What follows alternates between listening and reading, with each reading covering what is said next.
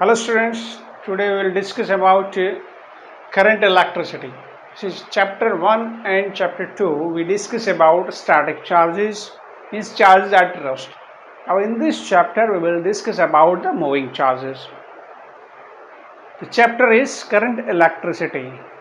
In 10th standard also you have studied about electric current. You know that electric current is defined as the rate of flow of electric charge through any cross section of a conductor, or mathematically you can also write it as I is equal to delta Q by delta T. If you want to find instantaneous value of current, you can write I is equal to dQ by dt by taking the interval delta T very small. Okay. Electric current, it is because of the movement of electric charges. In the conductor there is a movement of electrons. Electrons, they are the lighter particles, and due to electric field, these charged particles, they can move in the opposite direction of electric field. Now the question that is, to move these charges in the conductor, we must apply the electric field. And how to do that? And for that, we have to create electric potential difference across the two ends of a conductor. If you create the potential difference, then electric field will be generated along the length of conductor. If one end of a conductor is at a higher potential, another end if it is at a lower potential, then electric field is from higher potential to lower potential. In this electric field, the electrons which are present in the conductor, electrons means that are the free electrons which are present in the conductor, they will move in the opposite direction of electric field. And per second, through any cross section of this conductor, the number of electrons crossing the cross section, that is defined as electric current. So electric current, SI unit, if we write it is charge flowing per second, so coulomb per second. Another unit for that also called as ampere. Special name it is given from the name of scientist. Students, you also have studied about Ohm's law in standard 10. Ohm's law, that was relating this potential difference and the electric current across the conductor. What is the statement of Ohm's law? That is, if certain potential difference when it is applied to the conductor, then electric current is flowing through it. Accordingly, the statement that is, the current flowing through a conductor is directly proportional to potential difference across the two ends of a conductor.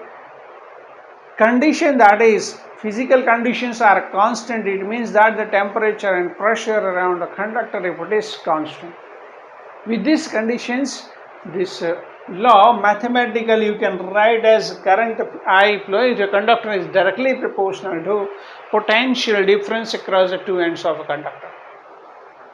As it is a mathematical relation, so we can also write as V proportional to I, vice versa it is, and the proportionality constant is represented by symbol R, that is called as a resistance offered by a conductor. What is this resistance? To resist the flow of electric charge.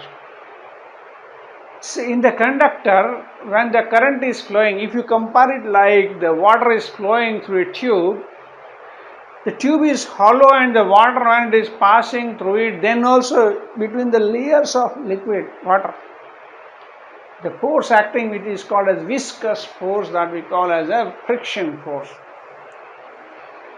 In case of a conductor, it is a solid substance. There is no empty space inside. Fully it is packed with atoms. Now the electrons, when they are moving, they are changing their place from one atom to another atom. That is what we call formation of bond as well as breaking of bonds. So that way, electrons, they are moving from one atom to another atom. Now due to the electric field, when you apply the potential difference, electric field is created, and due to that electric field,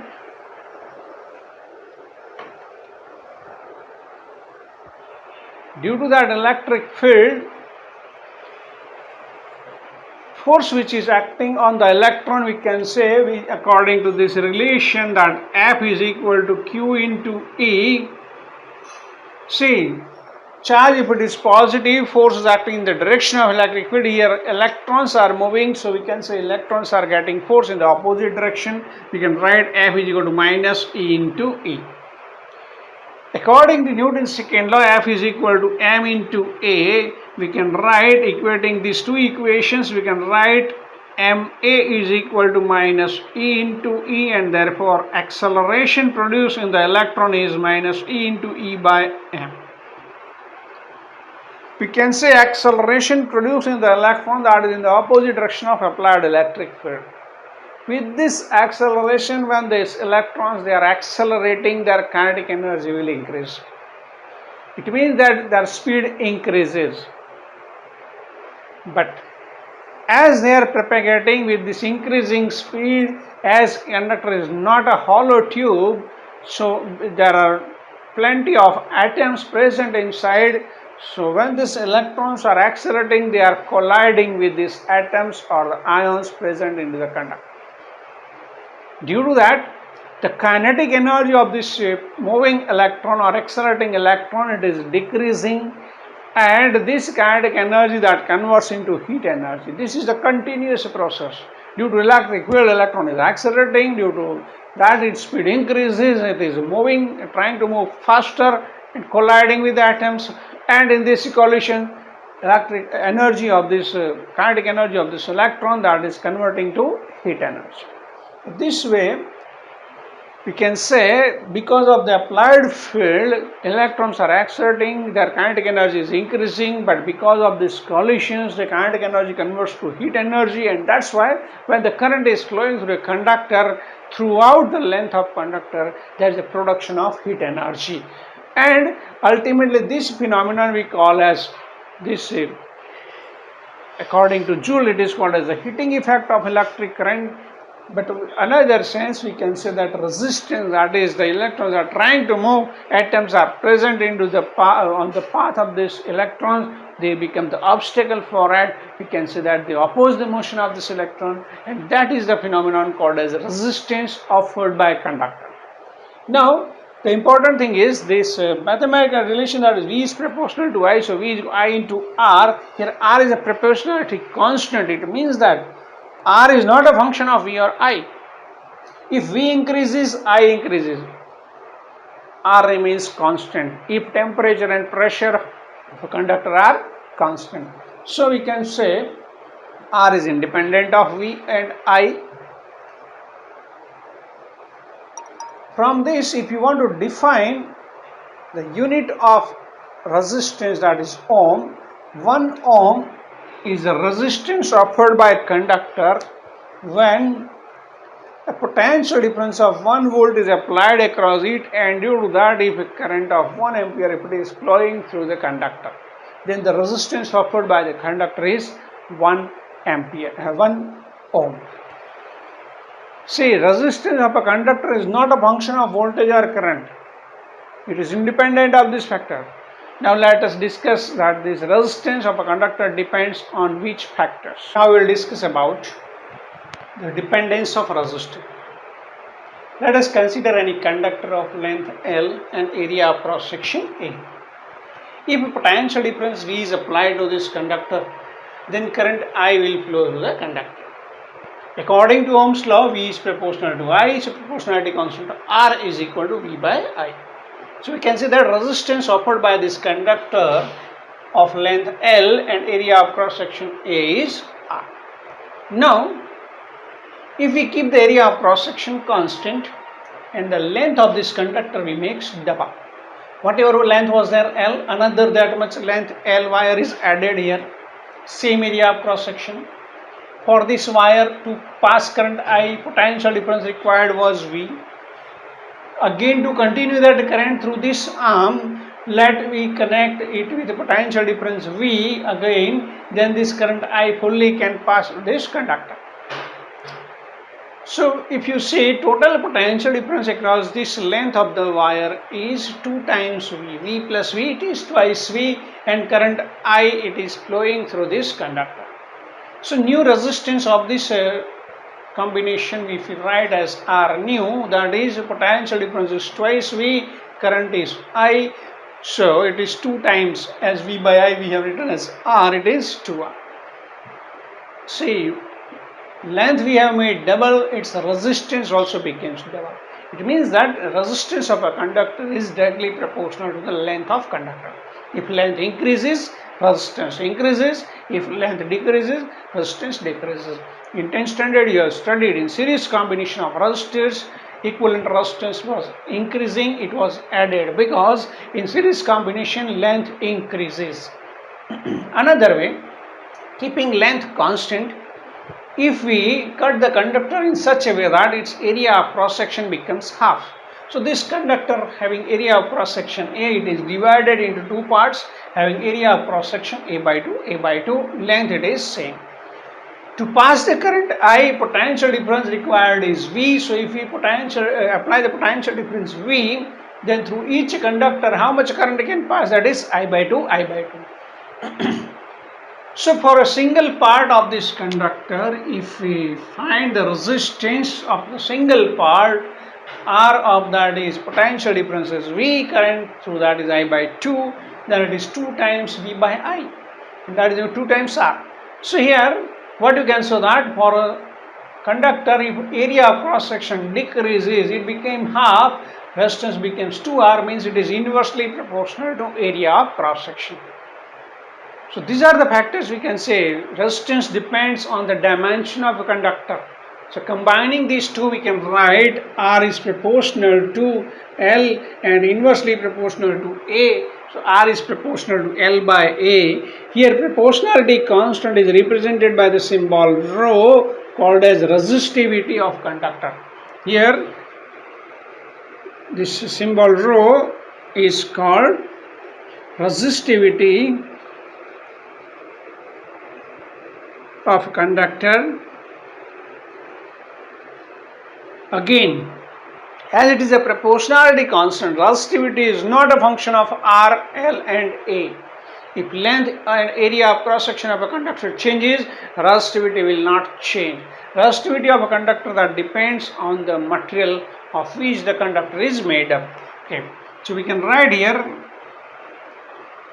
if we write the equation for rho, it is R into A by L. From this, if you write the SI unit of it, SI unit, see resistance R, it is ohm, area meter square, length is meter, 1 meter cancel, that is ohm into meter. Okay, so this is the SI unit of resistivity. There is one more name for this, is represented by symbol S, called as Simon. So these are the, we can say, various unit you can write for this property of a conductor called as its resistivity. So we can say resistivity, it is a property of a conductor, and rho will be equal to R. Rho will be equal to R when A is equal to 1, L is equal to 1. It means the resistance of a conductor of unit dimension, means unit length, unit area, cross section, that is called as its resistivity. So you can define resistivity as it is the resistance offered by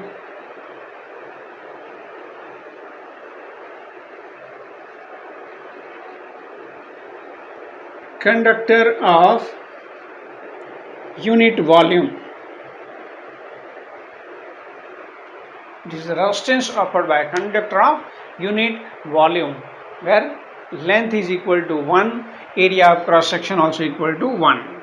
L is equal to 1 unit, A is equal to 1 unit. Okay. So this way you can define resistivity of a conductor. So we can write again, resistance depends on which factors? Length of a conductor, area of cross section of a conductor. Another is a property of conductor called as resistivity of a conductor. Now resistivity is not a function of R, A and L. Then resistivity of a conductor depends on which factors? So let us discuss about the resistivity of conductor. Now, dependence of resistivity. The resistivity of a conductor depends on which factors? So let us consider the conductor of length L and area of cross section A offering resistance R when potential difference V is applied, current I is flowing through it. Here, if we say in the conductor,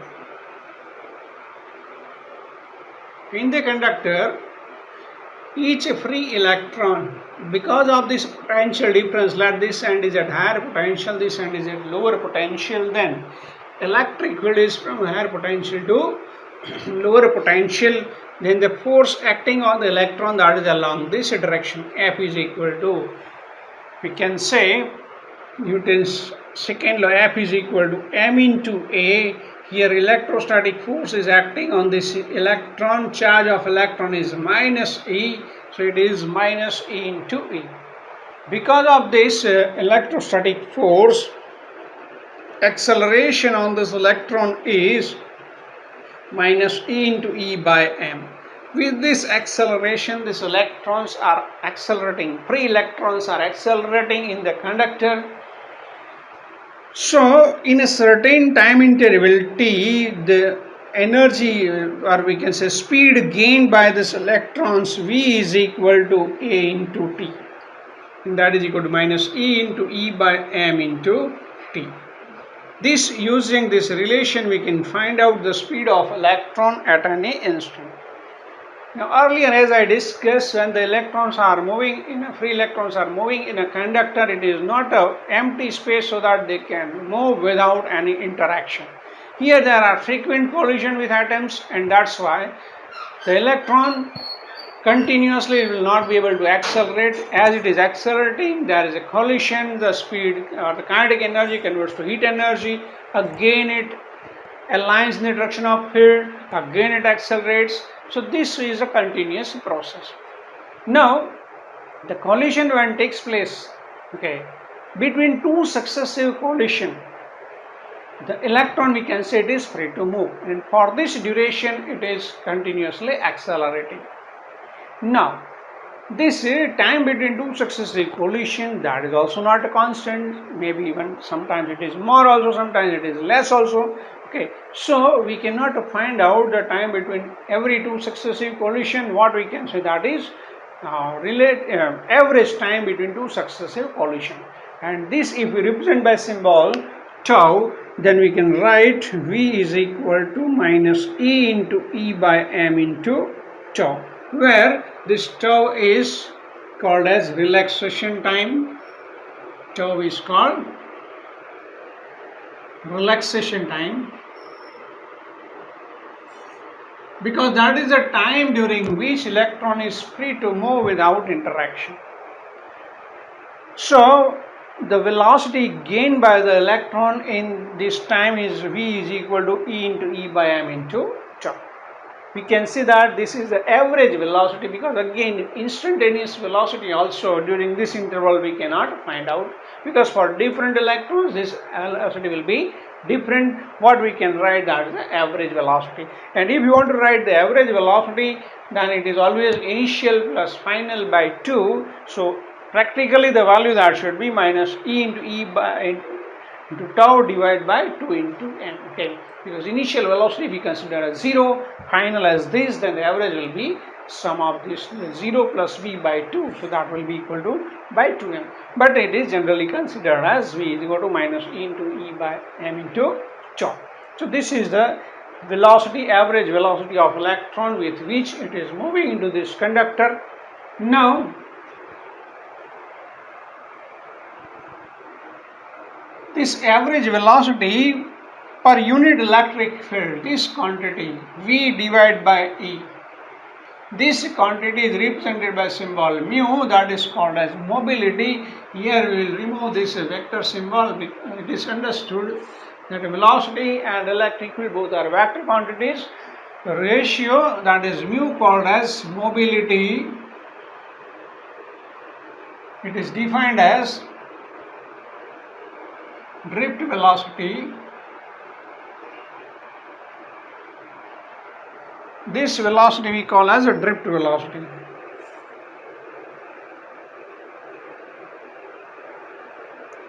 Drift velocity. You can also write suffix as d. V suffix d. D stands for drifting of electrons. Okay, moving of the electron. That's why mu is the mobility of this electrons. Mobility, it is the drift velocity for unit electric field. For unit electric field. Drift velocity is the mobility. Drift velocity per unit electric field, that is called as mobility. Unit also you can write from this velocity, that is meter per second, electric field, that is equal to Newton per Coulomb. So you can write the unit of mobility also. Now, for this conductor, A is the area of cross section, L is the length of this conductor. Okay. Electrons, when they are moving with velocity, drift velocity Vd, V suffix d, see, it is negative sign. It means that if we represent velocity, the direction, that is, it is in the opposite direction of electric field. Electric field along this direction, Vd is equal to minus of this, and that's what is the direction of this Vd, that is along this direction. Electrons are moving in the opposite direction of electric field because the force is acting in the opposite direction. Now, for this conductor, let small n be the number of free electrons per unit volume of a conductor. Small n is the number of free electrons per unit volume of conductor. Then total number of free electrons in this conductor.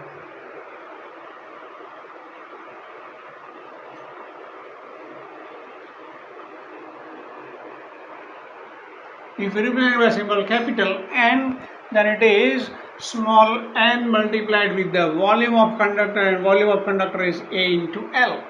A is area of cross section, L is length of conductor. Consider, suppose all these free electrons are crossing any cross section of a conductor in a certain time interval t. If n electrons are crossing any cross section of conductor in t seconds, then electric current I, as we say that it is Q by T, and here Q is total how many charges are there? N charges, and charge of each electron, number of electrons are n, charge of each electron is minus E divided by T. So it is minus n E by T, and value of n is NaL to E by T. Okay. Here L is length of a conductor and T is the time taken by the electrons to cross this length of a conductor, and that's why this quantity we can also write as V, that is the speed of electron, and this speed, that is nothing but the drift speed of electron or drift velocity of electron. So you can write the relation, that is current is related to drift velocity I minus NEA into Vd. We can write the relation between current and drift velocity. Here if you put the value of this drift velocity in this equation, then it becomes I is equal to minus NEA, Vd is equal to minus E into E by M into tau. So with this the equation becomes I is equal to, negative sign will cancel, NE square A into E by M into tau, where E is the electric field, and you know that electric field is related to potential difference. There is a relation E is equal to minus dV by dr. Here potential difference across this length of conductor is V, length of the conductor is L, and that's why we can write here the relation, that is electric field E related to potential difference and length of a conductor E is equal to V by L.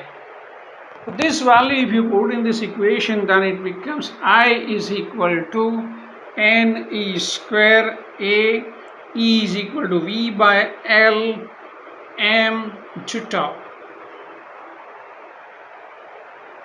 From this, if you write the value of V by I, that is V by I will be equal to M into L on N E squared tau A. Here V by I, that is nothing but, according to Ohm's law, it is resistance offered by conductor R, and that is equal to M upon N E squared tau to L by A. If you compare this equation with the previous relation which we had, R is equal to rho into L by A, then from this you can say that resistivity rho, comparing these two, you can write rho is equal to M upon N E squared tau. It means that resistivity of a conductor, that depends on which factor? M, that is the mass of electron. For any conductor, that is always same. E, charge of electron, that is also same for each conductor. Variable factors are only N and tau, where N is number of free electrons per unit volume of a conductor, and that varies from conductor to conductor. And that's why for different conductors, as the value of N is different, and that's why value of resistivity is also different. Another is tau. Tau is the relaxation time, that is the time between two successive collisions. Yes, this time between two successive collisions, that depends on temperature of conductor. What happens if temperature of conductor increases, then atoms or the ions present in the conductor, they may start executing vibrational motion. And when these electrons are passing through these vibrating atoms or ions, then the frequency of collision will increase. And if frequency of collision increases, then time between the two successive collision decreases. So for a conductor, as the temperature increases, relaxation time decreases. Relaxation time decreases, then resistivity will increase. And resistivity increases, then reciprocal of this resistivity, that is called as conductivity, represented by symbol sigma, that is N E squared tau by M. So we can say that as temperature increases, relaxation time decreases, so conductivity also decreases. This is for conductor. N is the number of free electrons per unit volume of a conductor, and this quantity is not a function of temperature, because for a conductor, as there is a metallic bonding in the conductor, if temperature changes, then the metallic bonds will not, formation or breaking of bond will not take place, and that's why the value of N, that will remain constant. So for a conductor, resistivity is only a function of temperature. Okay. For a given conductor, for different conductor, it depends on the value of N, but for a given conductor, resistivity will vary if temperature changes. Okay. So these are the factors we can say on which resistivity of a conductor depends. So here, if we recall everything, that initially resistance of a conductor, it is independent of V or I, but it depends on the length of conductor, area of cross section of a conductor, as well as resistivity of conductor. Again, the resistivity is not a function of area, length or resistance. It depends on mass of electron, charge of electron, number of electrons per unit volume, and temperature of conductor. So these are the factors where M and E, always it is same for all the conductors or whatever, insulator, semiconductor, whatever. But N and tau, that is different, that depends on the temperature as well as material. Okay. So these are the ways we can say resistivity of conductor, it depends. Dependence of resistivity. For conductor,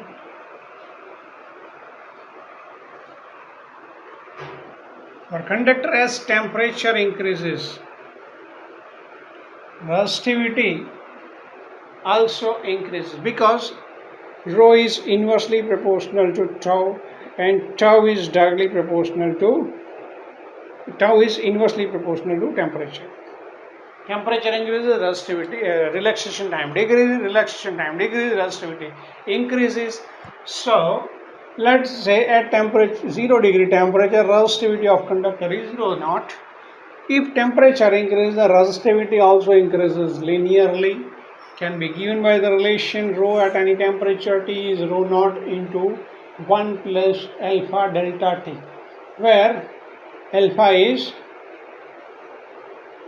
coefficient of resistance of a given conductor.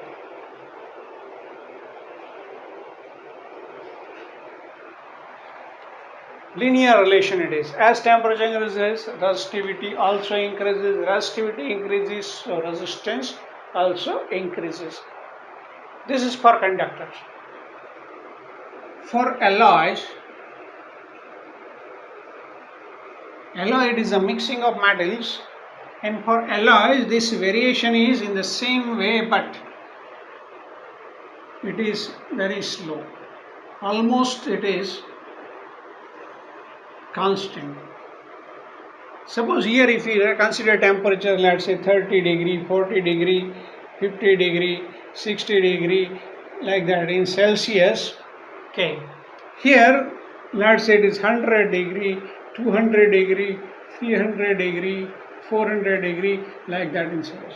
It means that for a wide range in variation in temperature, change in resistivity is very less. Or we can say that here this ratio slope, if you find that is alpha is more. Here value of alpha is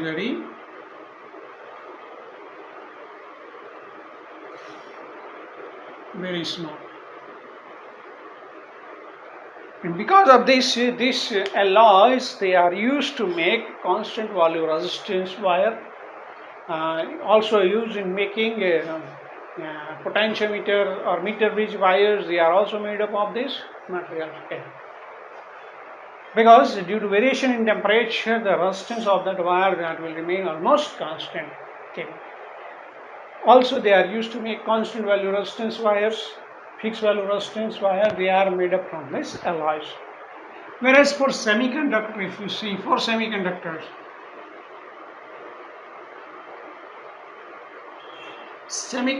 they are the elements of 14th group. It means that in the outermost shell there are 4 electrons. So to complete the octet structure, they makes a covalent bonding. This covalent bonding, it is a weaker bonding. It means that if temperature increases, then these bonds will break, and if this bond breaks, then more and more electrons will become free. So here for this semiconductor, as temperature increases, not only the relaxation time changes, but we can say the number of free electrons also changes. So if you write the variation of temperature and resistivity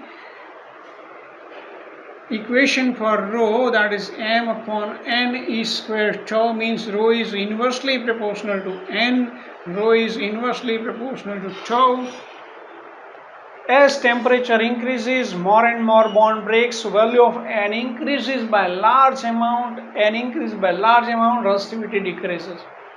So this temperature effect which can increase the resistivity, that is compensated by this, and then also the net effect, because this variation is more, and that's why ultimately the resistivity of this semiconductor decreases, or it varies. We can say exponential decrease. It is like this: rho at any temperature, that is rho 0 e raised to minus E suffix g upon K suffix b into T.